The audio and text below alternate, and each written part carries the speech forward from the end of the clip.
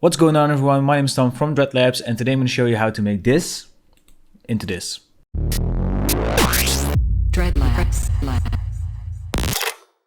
Alright, so what we're going to do today is basically see what makes a photo look a little bit vintage. I got this photo from Unsplash, but you can do this with your own photos as well. You don't need to have any fancy cameras, you don't need to buy a Polaroid camera for this. The only thing you need is Photoshop and, well, probably camera phone or something. So before we start the video, it would really mean a lot to me if you like this video, place a comment and subscribe to my channel because it really helped me out. The more support I get, the more tutorials will come your way. Alright, so like I said before, this photo comes from Unsplash. It's by Mike Vaughn, if I'm not mistaken. I will put a link up in the description and you can get mad at me if I forget because I will just edit it later. Alright, so before we start off, I want to give a quick little tip if you want to take the picture yourself, and it is basically try to use a flashlight. As you can see in this picture, if we zoom in, there's a very harsh shadow behind the model here on the left side. And basically that really works well when doing a picture like this. I found that just makes the picture look a little bit more old school, I guess. Anyways, the first thing I want to do is blur this picture out a little bit because we essentially need to lower the quality a little bit. And the way we're going to do that is duplicate the picture by pressing Ctrl J on our keyboard. And I will just name this to photo. And because we want to do these with filters and we want to edit them later if we want to, I'm just going to go and right click and click on convert to smart object. This basically makes it so that we can add filters to our image. All the while we can just change these filters if we are unhappy with them, or we can even remove them. So basically we are going to edit this picture non-destructively, if that makes sense. So the first thing we want to do is go to filter, blur, blur. And this blurs out the picture a little bit, and because our photo is such high quality, let me just show the difference between it a little bit. As you can see, it's not that big of a difference, and because our photo is such high quality, what I'm actually going to do is add another blur. This step is not necessary if your photo is a little bit lower in quality. Anyways, we're going to go to filter, blur, Gaussian blur. And I think I'm going to go with a radius of 4 pixels. So as you can see, the picture is a little bit blurry now. You know, because these Polaroid pictures are usually made, well, a little bit shaky. That's why they look a little bit blurry sometimes.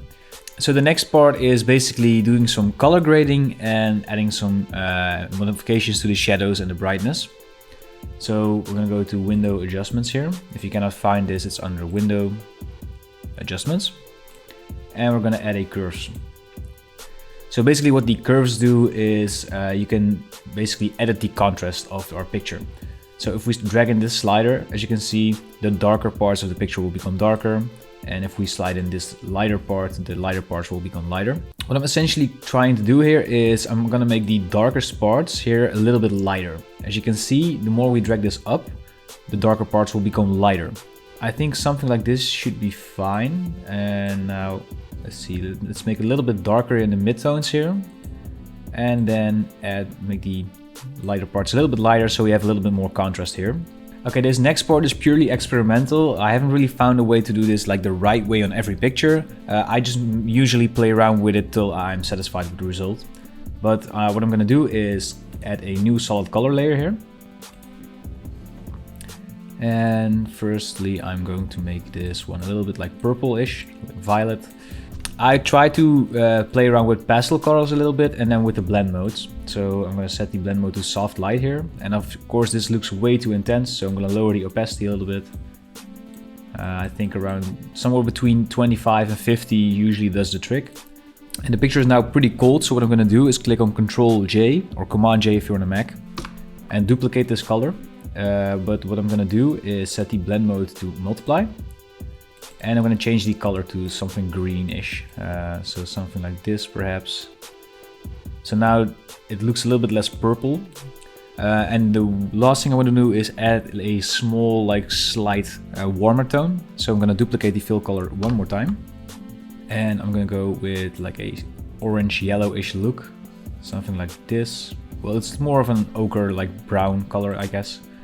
Let's see what happens if we set the blend mode to overlay. And lower the opacity even more, something like this. Let's see the difference between those.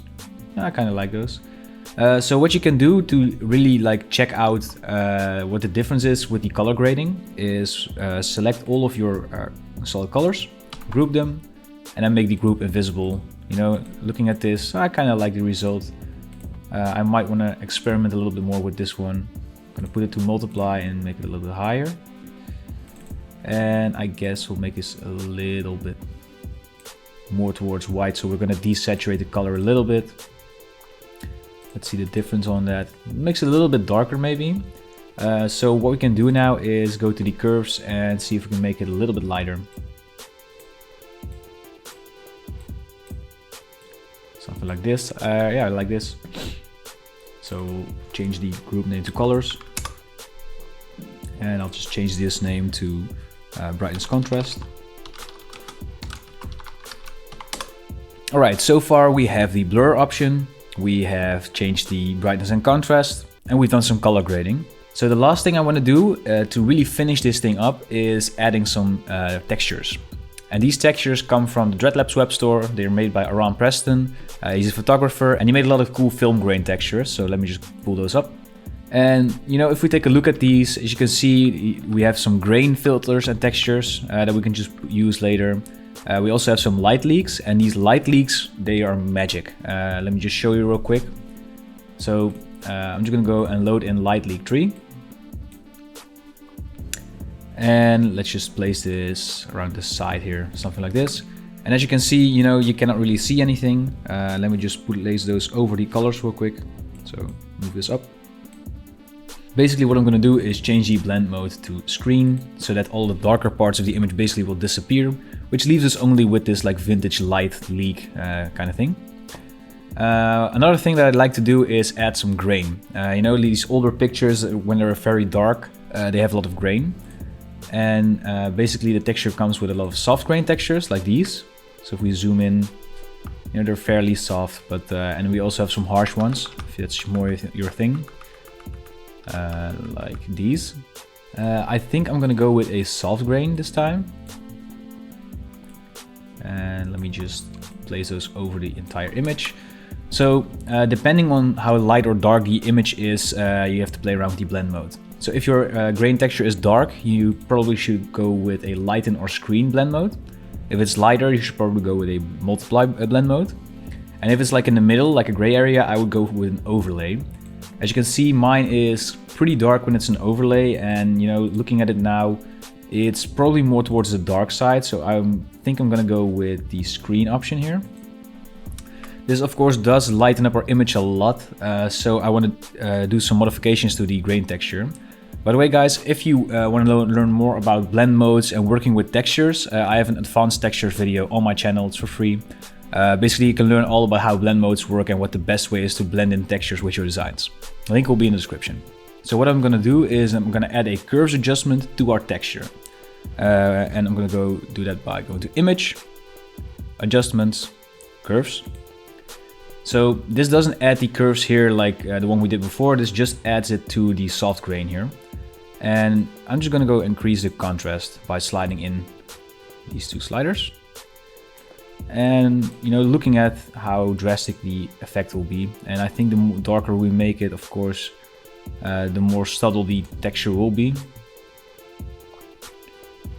So I think something like this should do the trick. Let's see what it looks like without. Yeah, you can really see here in the hair that there's some texture here. What I kind of want to do is add a slight blur to the texture. So I'm going to go to Filter Blur, Gaussian Blur. And I think a filled radius of 1 pixel is fine. If you really want to do something extra as well, you can also see if you can add some scan lines in if you like that, or add some other like textures. For now, let me just grab a scan line here, see what it looks like. It's probably nice to have that like, as you can see, we have some dirt here. So let me just rotate it so that it will be on the right here. And let me just put the blend mode to screen as well. Yeah, this is completely optional, and as you can see, I'm just gonna do the same thing that we did with the grain texture here. So I'm gonna make it a little bit darker, which makes the texture a little bit more subtle, as you can see.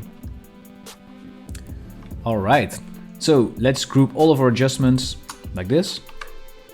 We'll name the group adjustments. Then I'm going to just group both of these guys and call it after. And let's see the difference. So we went from this super harsh, high quality photo to more of a lo-fi, like vintage photo vibe. Of course, you can also put this inside a vintage photo mockup or a Polaroid mockup. I tend to find that those usually don't look really nice. I prefer just the look of what the Polaroid looks like instead of like the white frame around it. But that's just my personal opinion. Anyways, guys, I hope this tutorial was helpful. It was probably a fairly quick one looking at the time here. But yeah, anyways, I hope you found one of these methods to change out around your photos a little bit useful. If you want to get the project file for this tutorial and any of my other tutorials, you can find them on my Patreon. So if you don't know, besides getting all of the project files for my tutorials, you also get a 15% discount in my asset web store, which is where you can find the textures here that I used in this video. You can also get an exclusive Discord role. And if you go one tier up, you'll also get access to a lot of exclusive videos and even more project files. So if you want to become a patron, there's a link in the description. Don't forget to like, comment and subscribe. Thank you so much for watching. This was Tom from Dreadlabs tuning out, and I'll see you guys in the next video.